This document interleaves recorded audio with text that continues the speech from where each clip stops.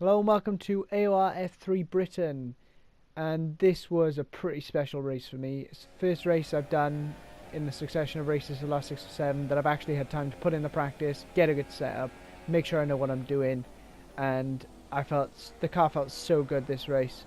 I had to put on a bit of a wacky setup, so I was using 11-11 suspension just to get it to rotate because the understeer was so bad. But we've really done something good with this car for this race. It doesn't really work on every other track, but it works okay on this track. But unfortunately, as you can see here, it's heavy rain in Quali, and we've done a previous run on a set of tyres before and done 3 laps. It was okay, but a 44.6 is not what I was aiming for. So we're looking to improve for this lap. But this setup in the dry is great, but in the wet, low mechanical grip, it's pretty sketchy. But we gained a bit of time there into turn 3 now. Really hit that really nicely. It was really good. But as you can see here, the low speed grip, very poor, just scrubbing those front tyres. But it does work in some respects, especially big oversteer there in the high speed. We can really get the car moving, whereas on the other setups that I've tried, I was just getting miles of understeer as per usual. Into Luffield now, nailed that braking point, got the car balanced nicely into the second part of Luffield. Double lockup. I mean, wow, I didn't expect both of them to lock up, but we are quite fortunate at this point because it's been storm weather the whole session, and it's just going to heavy rain now. As you can see, the water's not quite as heavy as it was at the start of the lap even, and the rain's not as heavy either. Here comes the fastest lap. This is where it's all happening. Make a big mistake there, lose 2 tenths, and that was heartbreaking. I thought that was it. Thought that was over for gaining time, but we're still up. Gain another 2 tenths in that middle sector of that little left-right from Maggots and Beckett's. And here we go onto the straight now. We're purple, 7 tenths up. Just don't bottle it. It's absolutely pissing down. Absolutely no fuel left in the car. We are going hell for leather, balls to the wall. Great exit there. Massive amount of time gain into the last corner now. Don't lock up. If anything, we brake way too early. Could have taken way more speed into there. Nice exit though. Touch of the curb, don't do that. Oh, it's really unstable. We're going to oversteer over the line. And what are we going to get? Pole position of 42.5. But after that, a few other people improved. There we go, it's a close quali. Look at the gap, 0.34. And if you look at the sector times here, we actually did a faster middle sector, but Tony absolutely aced the final sector. And Tony is Cronexus, if you didn't know, by the way. And that is a phenomenally close quali. But on the grid now for a fully dry race. We're starting on the soft tyres. We're going to go soft, super soft. Some guys lower down have started on a harder tyre just to try and get some advantage. But lights out, away we go. It's a fantastic start. We got started Nexus, and we pulled away from the field. So that is a dream start. Perfect traction. Absolutely nailed it into turn 3 now. Little bit tentative. We just know we've got full fuel on and we don't want to make a mistake this early in the race. Coming out of turn 4, perfect traction, and we're away. I mean, I can tell you this is the nicest the car has felt in months. Really nailed it with this setup. I was feeling really confident, and it shows. You can see I'm just not making any mistakes. It just looks really, just watching it back, you can see the car rotating. It just looks great. May not look much different to you, but to me, just watching it turn when I turn the wheel is just amazing. But anyway, Tony and I started pulling away from the field. I think there was an incident in the middle sector and someone lost their wing and is holding them up. But as you can see, these are the gaps. 4 tenths, 5 tenths, 6 tenths, 5 tenths. It's unbelievable. For Tony to stay in the dirty air and stay that close is absolutely incredible. 6 tenths, 8 tenths. I don't know whether he had slipstream or not, but that doesn't matter. Yeah, he will have had DRS, but still it's not really effective. But oh my goodness, I was so surprised he stayed with me for so long. I thought, oh, with the dirty air, he'd be gone. But no, he's dropped to 9 tenths now, but the gap didn't increase by over a second for over 10 laps. And look at the gap we pulled over the field. That is unbelievable.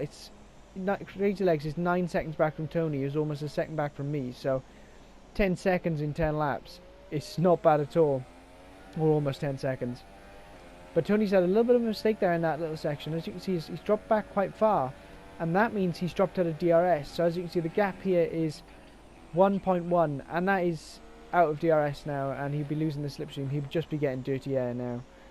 So this is the time where I knew, right, I got to push. This is where I break the DRS, get away, because I was really pissed off at those first few laps. I was like, Tony, go away, fuck off. But he did a phenomenal job to stay with me. Like the dirty air, if you don't play the game, the dirty air, I cannot describe to you how awful it feels. And he's managed to stick with me through all of that, which means he would have tortured his tyres, but fair play to the guy. I wouldn't have been able to do it. Coming into Maggots and Beckers now, absolutely nailed it, except for that part. Ooh, wow, that would have been end of the race. Throwing that away straight in the wall. Regardless of that, we've actually done a 1.4 second gap now, so we pulled out 3/10. Absolutely flying. We broke the DRS. Nexus dropped back by another couple of seconds. I think he was about 2.5 seconds behind me at the end of lap 14 here, and he goes to the undercut. Very good strategy from him.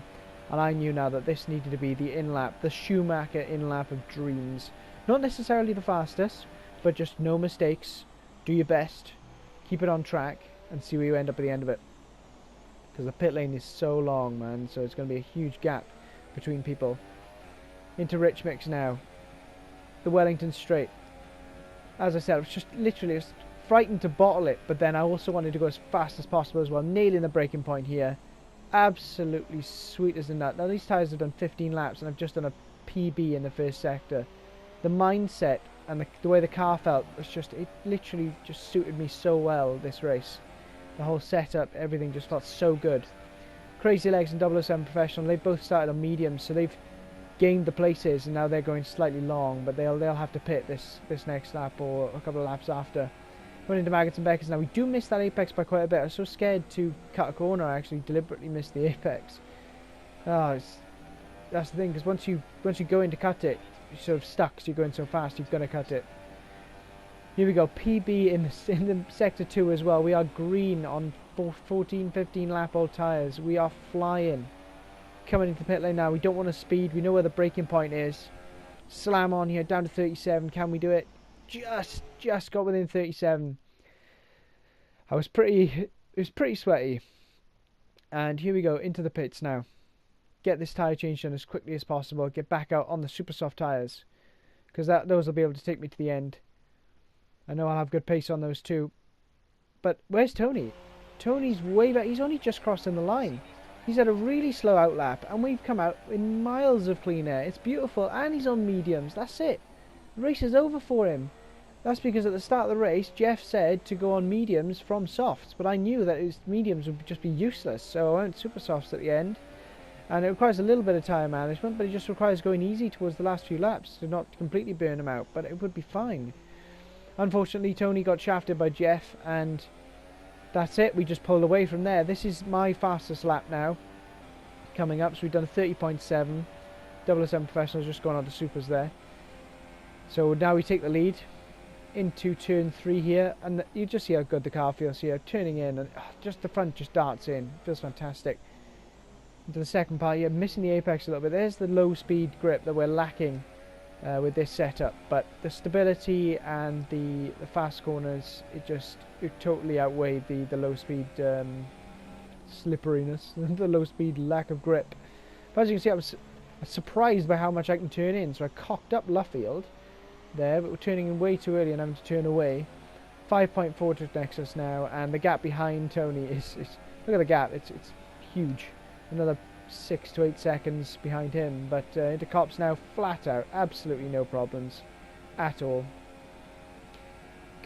Just enjoying this lap, absolutely loving how the car's feeling here. Maggots and Beckett nailing it, absolutely nailing it. If anything, you could take more speed through there, but I still don't want penalties. 7/10 up, and as I said, I cannot describe to you how good this car felt at this moment in time. 6.3 now to Tony, pulled out a second. Absolutely flying. Run wide a little bit there, but here we go into the Vale. Braking way early, just carrying the speed through in 4th though. Don't want to take any risks or too much of a risk. We are in the lead and there is the race to lose, but there we go, a 29.685, and that felt fantastic. So here we go, coming to the end of the race now, and that was it really. Once Tony put on mediums, he sort of signed it off to me. It was the end of the race. As long as I didn't do anything stupid, I had it. And it was amazing to see that gap pulled after the race. You know, it was there was an incident in the midfield, and then that guy with wing damage at the front was able to hold everyone off due to the slipstream glitch, and no one could get past. So it was a bit artificial, our gap, but it was great to pull away together and just control the race. And it was great to have such awesome competition too. Really, really enjoyable race. The car felt great. Great Back on top, guys. Back on great top. competition. Great quali. It was just a fairy tale weekend. Back on the top of the podium. Really enjoyed that. Mercedes in P3, still pushing in the championship, pushing hard. But Tony's now a real contender for the title, so I've got to watch him too. And what a fantastic race that was. Just really, really enjoyed it. These are the results, and as you can see, the final gap to Tony was 9.5. A lot of people had penalties. I was surprised I didn't get one, actually. I was very lucky, and obviously kept my cool enough to not get one, because they're just so easy around here. These are Nexus laps, so Tony's done really... look at the consistency there. Really, really consistent. We were equally as consistent. What screwed Tony was being in the dirty air at the first half of the race, and then sticking on those mediums, but, we all make mistakes, so... But I think the other way around, it wouldn't really have worked, because I still wouldn't have won. The other, I wouldn't have won if I was in Tony's position, because I wouldn't have had the slipstream and I wouldn't have been able to stay where he was. He did a fantastic job of staying in that dirty air, and I couldn't have done that. So, just luck of the draw with the quali, really. But it was so close. It's an up 30 thousandths as an upshift at the perfect time. So, that was a really enjoyable race. Hope you enjoyed it too.